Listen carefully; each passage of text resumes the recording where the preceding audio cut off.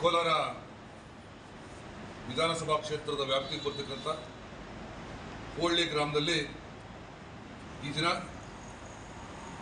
ಕೋಲಾರ ಹಾಲು ಉತ್ಪಾದಕರ ಸಹಕಾರ ಸಂಘದ ಸಂಸ್ಥೆಯಲ್ಲಿ ಈ ದಿನ ಚುನಾವಣೆ ನಡೆದು JDS ಮತ್ತು BJPಯ ಮೈತ್ರಿಯಾಗಿ ನಾಮಪತ್ರ ಸಲ್ಲಿಸಿದ್ದೇವೆ. ಹಾಗೆ ಸಂಖ್ಯಾಬಲ ಇಲ್ಲದೆ ಕಾಂಗ್ರೆಸ್ನವರು ನಾಮಪತ್ರ ಸಲ್ಲಿಕೆ ಆಗಿರಲಿಲ್ಲ. ಹಾಗಾಗಿ JDS BJP ಮತ್ತೆ ಮೈತ್ರಿ ಆಗಿರ್ತಕ್ಕಂಥ ಅಧ್ಯಕ್ಷರ ಆಕಾಂಕ್ಷಿಯಾಗಿದ್ದಂಥ ನಾರಾಯಣಸ್ವಾಮಿ ಅವರು ಹಾಗೆ ಉಪಾಧ್ಯಕ್ಷರಾಗಿ ಆಕಾಂಕ್ಷಿಯಾಗಿದ್ದಂಥ ಬಾಬು ಅವರು ಅವಿರೋಧವಾಗಿ ಆಯ್ಕೆಯಾಗೋದ್ರ ಮೂಲಕ ಮೈತ್ರಿಯ ಗೆಲುವಾಗಿದೆ. ಆ ನಿಟ್ಟಿನಲ್ಲಿ ಅದಕ್ಕೆ ಸಹಕಾರ ನೀಡಿದಂಥ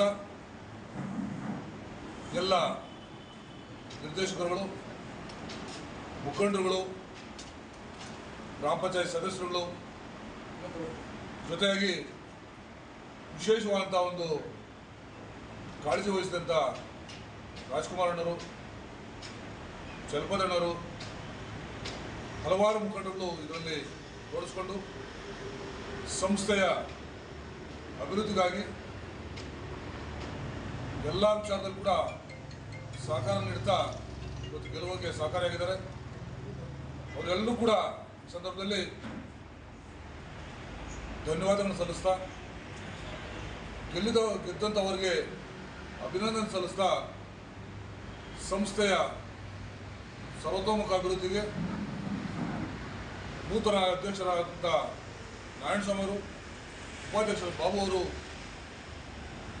ಸಹಕಾರ ನೀಡಿ ಅದಕ್ಕೆ ನಿರ್ದೇಶಕರು ಕೂಡ ಅದಕ್ಕೆ ಬೆಂಬಲ ಸೂಚಿಸೋದ್ರ ಮೂಲಕ ಸಂಸ್ಥೆ ಒಳ್ಳೆಯ ಸಾಧನೆ ಮಾಡಲಿ ಅವರ ಅವಧಿಯಲ್ಲಿ. ಹಾಗಾಗಿ ಇಡೀ ಗ್ರಾಮ ಇದ್ರ ಮೂಲಕ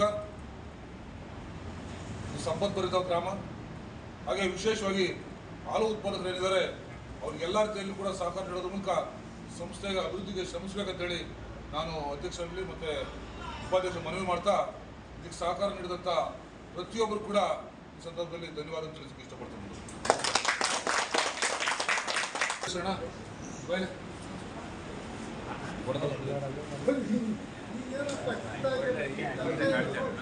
ಉಪಾಧ್ಯಕ್ಷ